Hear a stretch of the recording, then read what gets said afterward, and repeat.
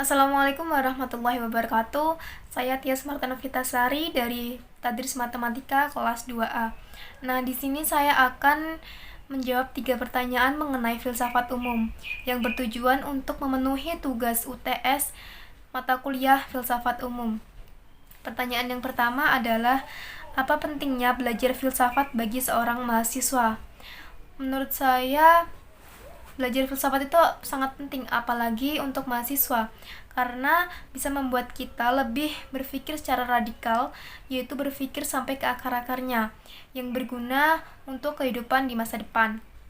Yang kedua adalah memberikan ajaran tentang akal dan etika yang berguna dalam kehidupan kita. Yang ketiga adalah membuat kita bijak dalam memecahkan persoalan-persoalan dalam kehidupan sehari-hari. Selanjutnya, pertanyaan yang kedua adalah, narasikan poin-poin penting apa saja yang sudah dipelajari selama 7 pertemuan ini. Materi-materi yang sudah saya pelajari selama 7 pertemuan ini pastinya sudah banyak ya. Di antaranya yang pertama adalah pengantar filsafat umum. Yang kedua adalah ruang lingkup dan cabang-cabang filsafat. Yang ketiga adalah filsafat prasokratik. Yang keempat adalah kebijakan Sokrates. Yang kelima adalah idealisme Plato. Yang keenam, realisme Aristoteles. Yang ketujuh, Helenisme dan abad pertengahan. Nah, di sini yang pertama adalah pengantar filsafat umum. Di sini saya akan sedikit bercerita ya. Pada abad ke-6 sebelum Masehi disebut zaman mitologi, yaitu zaman di mana masyarakat masih mempercayai dan mengaitkan segala hal dengan mitos-mitos. Nah, pada abad ini, Thales, yaitu salah satu orang Yunani, atau bisa dijuluki sebagai bapak filsafat. Kenapa sih Thales dijuluki sebagai bapak filsafat? Karena Thales itu merupakan orang yang pertama kali berpikir menggunakan logika untuk menyelidiki alam semesta. Nah, lanjut, pada abad ini, Thales jalan-jalan ke Sungai Nil yang berada di Mesir.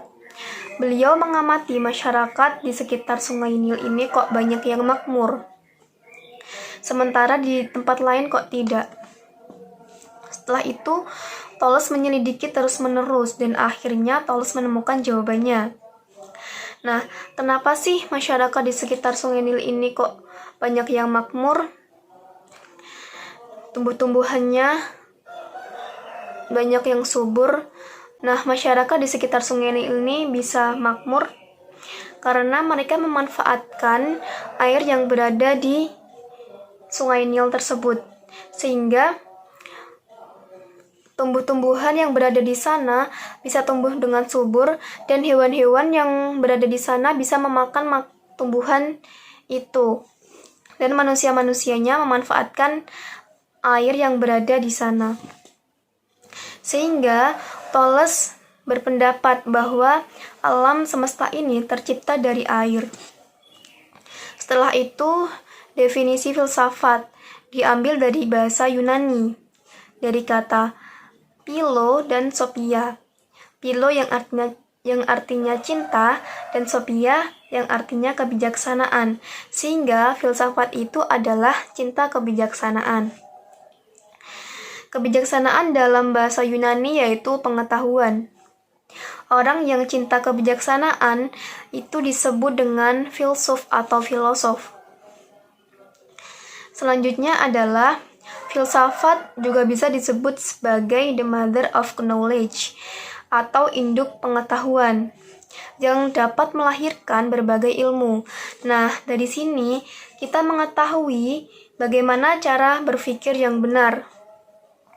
Cara berpikir yang benar itu yang pertama adalah logis. Kita harus berpikir secara logis atau masuk akal.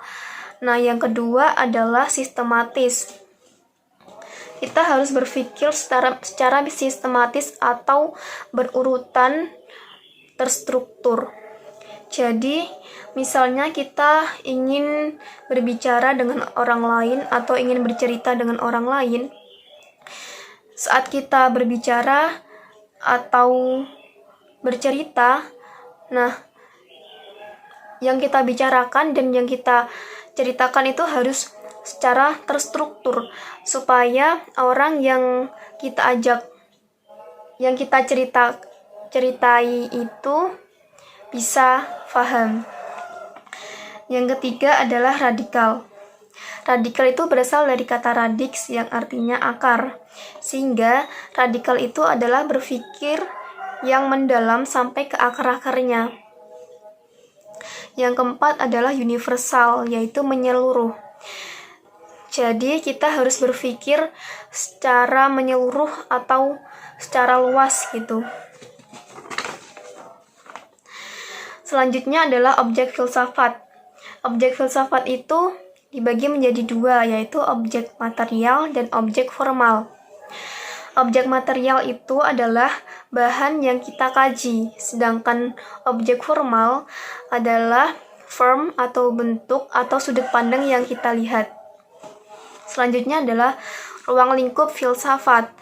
Ruang lingkup filsafat ini ada 3, yaitu yang pertama adalah ontologi, yang kedua adalah epistemologi, yang ketiga ada aksiologi. Ontologi ini adalah ilmu tentang hakikat. Epistemologi yaitu cara mendapatkan pengetahuan, sedangkan aksiologi adalah nilai guna atau manfaat ilmu. Selanjutnya yaitu materi mengenai ruang lingkup dan cabang kajian filsafat. Nah, tadi kan filsafat bisa disebut sebagai the mother of knowledge karena memuat berbagai objek ilmu. Nah, objek ilmu filsafat ini ada 2, yaitu yang pertama ada umum dan khusus. Yang umum ini membahas tentang berbagai fenomena secara logis, sistematis, radikal, dan universal. Sifatnya masih pengantar. Sedangkan yang khusus membahas tentang tema-tema tertentu dan sifatnya tematik. Contoh dari filsafat khusus ini adalah membahas tentang ketuhanan atau filsafat ketuhanan atau bisa disebut dengan teologi. Yang kedua ada penciptaan alam semesta atau filsafat alam semesta, bisa disebut juga dengan kosmologi. Yang ketiga ada bahasa atau filsafat bahasa, bisa disebut dengan linguistik. Yang keempat ada filsafat manusia atau bisa disebut dengan antropologi. Selanjutnya adalah ruang lingkup kajian filsafat.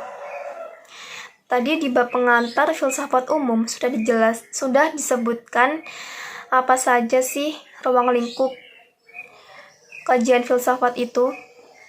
Di sini saya akan lebih menjelaskan secara lebih rincinya. Ruang lingkup kajian filsafat itu ada 4. Yang pertama metafisika, yang kedua ontologi, yang ketiga epistemologi, dan yang keempat aksiologi. Metafisika itu adalah mempelajari tentang hakikat di balik sesuatu yang ada. Dan metafisika itu dibagi menjadi 2, umum dan khusus. Yang metafisika umum adalah meneliti tentang hakikat sesuatu yang ada secara umum, seperti hewan, alam semesta, manusia, tumbuhan, dan lain-lain. Sedangkan metafisika khusus yaitu sifatnya tematik, seperti penciptaan alam semesta atau kosmologi. Yang kedua adalah ontologi. Ontologi itu ilmu tentang hakikat. Yang ketiga adalah epistemologi. Epistemologi itu adalah proses mendapatkan pengetahuan. Dalam epistemologi itu ada 4. Yang pertama, idealisme dikembangkan menjadi realisme, yaitu menekankan akal dalam mencari ilmu pengetahuan. Yang kedua ada realisme dikembangkan menjadi empirisme, yaitu pengalaman indrawi manusia. Yang ketiga ada kritisisme, yaitu mencoba menggabungkan sintesa antara rasionalisme dan empirisme. Yang keempat yaitu positivisme, dikembangkan menjadi metodologi, yaitu riset ilmiah. Dan yang keempat yaitu mengenai aksiologi. Aksiologi ini adalah nilai guna manfaat ilmu pengetahuan. Materi selanjutnya yaitu mengenai filsafat prasokratik. Filsafat prasokratik ini terjadi sebelum masa Prasokrates. Nah, di dalam filsafat prasokratik ini terdapat pendapat dari 7 manusia bijaksana atau disebut sebagai Seven Wise Men of Greece dari Yunani. Yang pertama ada Polus. Polus berpendapat bahwa alam semesta itu tercipta dari air. Yang kedua ada Anaximenes yang berpendapat bahwa alam semesta itu berasal dari udara. Yang ketiga ada Anaximandros yang berpendapat bahwa alam semesta itu tercipta dari apeiron. Apa sih apeiron itu? Apeiron itu adalah zat yang sifatnya sempurna dan kekal menuju pada Tuhan.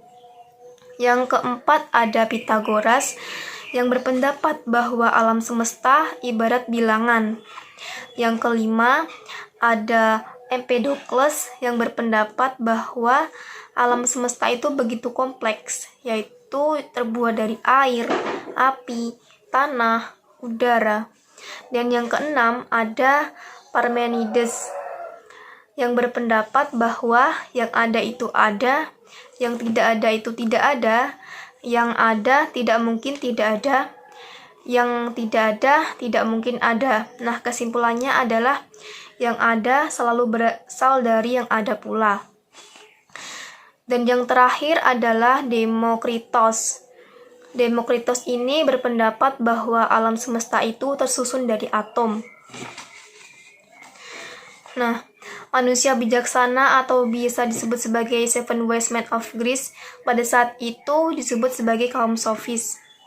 Kaum sofis adalah penipu ulung yang menebarkan kebenaran relatif. Kebenaran relatif itu bisa berubah sewaktu-waktu. Materi selanjutnya yaitu mengenai kebijakan Sokrates. Dalam kebijakan Sokrates ini ada dunia bayang-bayang atau biasa disebut sebagai The Story of Caveman, yaitu kisah manusia gua. Selanjutnya ada metode filsafat Sokrates. Metode filsafat Sokrates ini ada 3. Yang pertama ada Gnotiseuton atau kenalilah dirimu. Yang kedua ada Meutika teknik atau metode kebidanan. Yang ketiga ada dialektika, yaitu percakapan 2 orang atau lebih menggunakan ironi. Nah, tujuan dari ketiga metode filsafat ini adalah untuk mengenali bahwa dunia itu tidak hanya satu. Selanjutnya ada kebenaran universal. Kebenaran universal itu adalah kebenaran yang bersifat umum dan disepakati oleh banyak orang. Lawan dari kebenaran universal ini adalah kebenaran relatif. Artinya adalah kebenaran yang bersifat khusus. Materi selanjutnya yaitu tentang idealisme Plato. Idealisme itu berasal dari 2 kata, yaitu ide dan isme.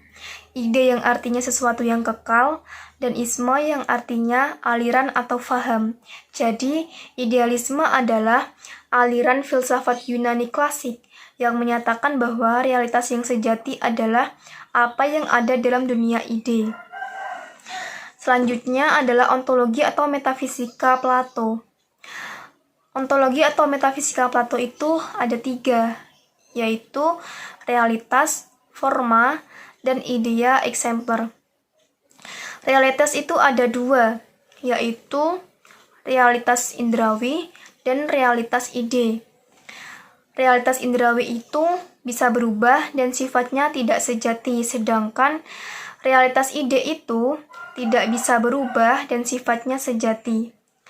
Realitas yang sejati itu haruslah bersifat kekal. Selanjutnya adalah ajaran nilai Plato itu kebaikan universal. Kebaikan universal itu adalah sebuah kebahagiaan yang tidak bisa dicapai sendirian, melainkan secara bersama-sama, atau kesejahteraan kolektif dengan cara negara menjamin kemakmuran rakyat. Materi selanjutnya yaitu tentang realisme Aristoteles. Realisme itu berasal dari dua kata, yaitu real dan isme. Real yang artinya nyata, isme itu artinya aliran. Jadi, realisme adalah faham atau aliran filsafat yang menyatakan bahwa realitas yang sejati adalah apa yang nyata dan dapat ditangkap oleh indera manusia. Jadi, menurut Aristoteles itu, realitas yang sejati itu yang dapat ditangkap oleh indera kita. Selanjutnya adalah sesuatu yang ada itu berasal dari forma dan materia. Forma itu bentuk dan materia itu bahan. Forma itu sifatnya abstrak, sedangkan materia itu sifatnya sejati. Nah, dalam hal ini terdapat 10 kategori. Yang pertama adalah substansi, yang kedua ada kualitas, yang ketiga ada kuantitas, yang keempat ada keadaan, yang kelima ada ruang, yang keenam ada waktu, yang ketujuh memiliki, yang kedelapan positivitas, yang kesembilan tindakan atau aksi, yang kesepuluh ada kedudukan. Dalam kategori ini, yang termasuk kategori pokok adalah substansi. Selanjutnya ada teori 4 kausa. Teori 4 kausa ini adalah segala sesuatu yang tidak mungkin muncul dengan sendirinya. Teori 4 kausa ini terdiri dari yang pertama ada teori material atau bahan, contohnya adalah kayu. Yang kedua ada kausa formalis atau bentuk, contohnya adalah kursi.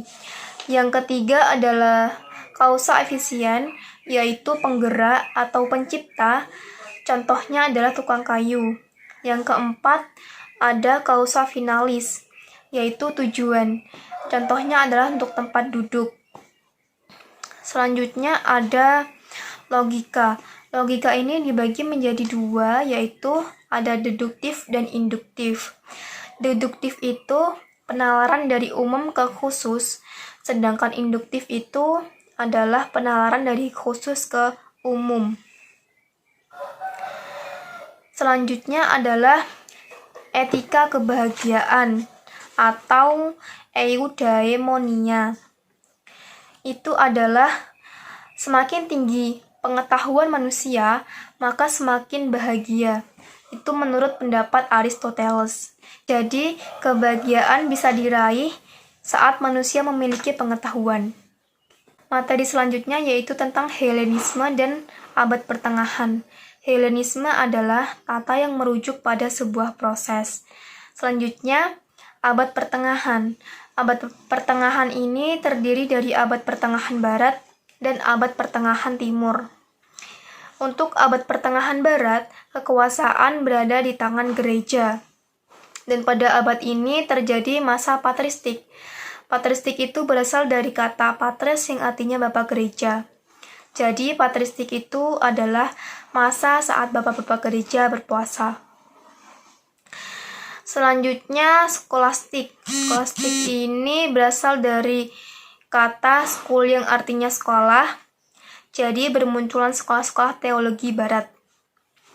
Selanjutnya, pada abad ini terjadi masa abad kegelapan barat atau the Dark Age. Karena ilmu pengetahuan di barat tidak bisa berkembang karena dominasi gereja.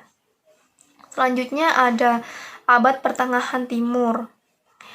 Dalam abad pertengahan timur ini terjadi masa keemasan Islam atau disebut sebagai the Golden Age. Karena terjadi penerjemahan besar-besaran tentang kitab-kitab buku Yunani klasik, seperti agama dan sains, tidak boleh bertolak belakang, melainkan harus berjalan beriringan.